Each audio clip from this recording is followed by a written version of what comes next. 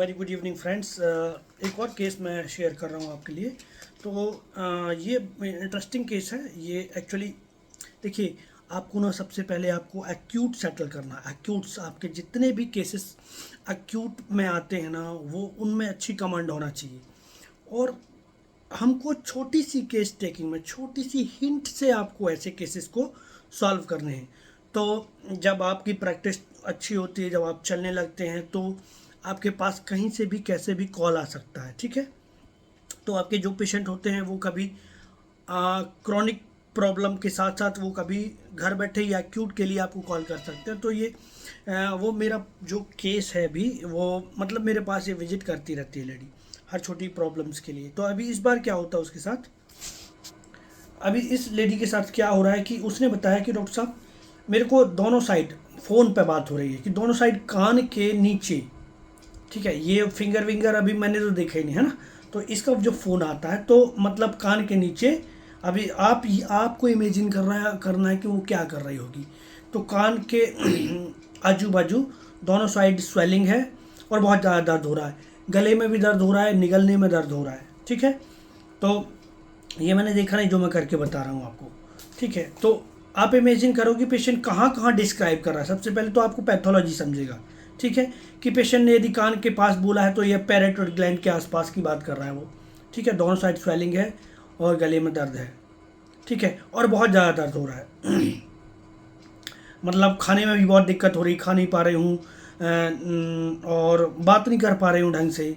ठीक है, तो और उसने क्या बोला कि ये ना कई बार आपके पास पेशेंट आते हैं तो जब उसका अभी का जैसे उसने सीजन आया तो फिर उसको तकलीफ़ हुआ, तो फिर वो उसको तब रिमेंबर होता है कि यार ये हर साल तकलीफ़ होता है। तो अभी उसने क्या बोला कि ये जो तकलीफ़ हो रही है मेरे को हर साल ये तकलीफ़ होती है।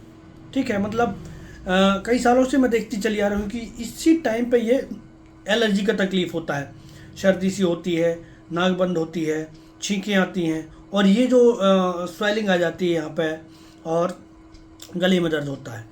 तो ये हर साल होता है। तो फिर मैंने पूछा कि इससे टेंशन क्या है, तो बोला कि ये हर साल होता है, कि यही प्रॉब्लम रह रहा है। तो और फिर मेडिसिन हर बार खानी पड़ती हैं। तो मैंने कहा उससे क्या दिक्कत है।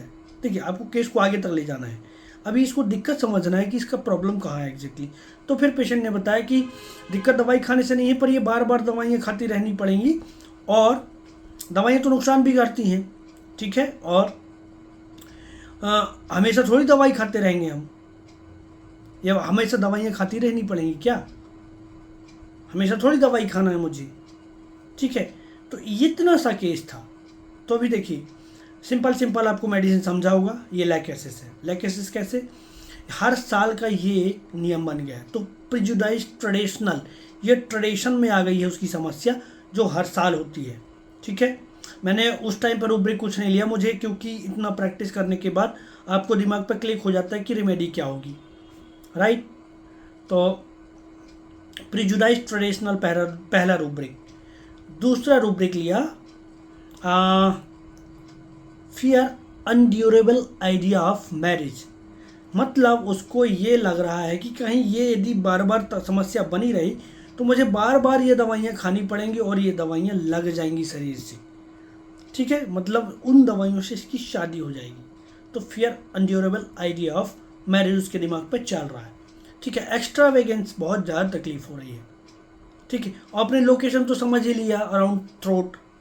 ठीक है, और हमने लिया delusion injury injured is being, खा नहीं पा रही हूँ, अच्छे से बात नहीं कर पा रही हूँ, बहुत समस्या हो रही है, तो delusion injury injured is being. Even आप दो ही रूब्रिक लगाते हैं। ठीक है, कौन सा, पहला तो मैरिज, फियर मैरिज वाला, fear marriage undurable idea of marriage और एक्स्ट्रा वेगेंस। तो ये दो रूब्रिक में अकेला आप करें, लैकेसिस आ जाता है। तो मैं वही कह रहा हूँ, आपको ज़्यादा सोचने का ज़रूरत नहीं है, जस्ट क्लिक होता है आपके दिमाग पर प्रिस्क्रिप्शन ऐसे करके। तो ये अक्यूट केसेस की मैं बात कर रहा हूँ, छोटे छोटे केसेस की बात कर रहा हूँ। इवन अभी मैं एक केस पोस्ट करूँगा जिस पे ना पैरोटाइटिस और एडिनोमा, ठीक है, parotid cyst along with adenoma. तो वो इधर से उधर कई सारे डॉक्टर्स को दिखा चुका। वो पेशेंट कई सारे डॉक्टर्स को दिखा चुका।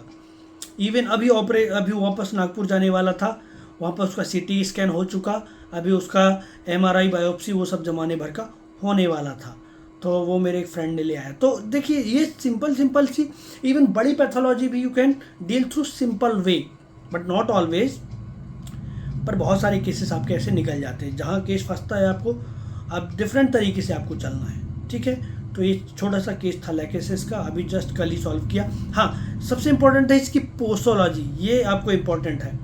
तो अभी मेडिसिन दिया इसको, ठीक है, रात को मेडिसिन गई, अब ये पेशेंट बोलती है, इसके दूसरे दिन हस्बैंड का मॉर्निंग में, रात को दवाई दिया, मॉर्निंग में फ़ोन आता है, सर इसका मैसेज आता है, सर बिल्कुल आराम नहीं लगा, कोई रिलीफ नहीं हुआ। मैंने कहा ठीक है बात कराओ। अब हस्बैंड से मैंने बात किया और फिर वो पेशेंट से ही मैंने बात किया 11 बजे अराउंड, ठीक है, 6 बजे से मैसेज छोड़ दिया। मैंने पूछा क्या तकलीफ़ है अभी, बोला रात भर परेशान रही मैं। कैसे, बोला दर्द है। मैंने कितना, बोला सर कल से तो कम है। समझा, आपको अच्छे से फॉलोअप लेना है, इवन थोड़ा भी बेटर हुआ है मतलब आपका रेमेडी इज़ राइट। तो पेशेंट ने बोला कि थोड़ा आराम है पर पैरों में बहुत दर्द है। मैंने कहा गला तो ठीक हो रहा है ना, हाँ गला थोड़ा आराम हो गया है, और तो ओवरऑल पेशेंट बेटर हो गया था। मैंने कहा कि अभी वही दवाई लो, तो फिर लैकेसिस को मैंने ही रिपीट किया और 2-3 डोज और देने के बाद वो पेशेंट टोटल सेटल हो गया। तो आपको जल्दबाजी नहीं करनी है, पेशेंट को बार बार रिपीट मेडिसिन नहीं चेंज करनी है। हाँ, एक्यूट केसेस में आप यू कैन रिपीट 2-3 बार, आप 4 बार दे सकते हैं मेडिसिन। तो this was the case of lachesis. Thank you, thanks for watching.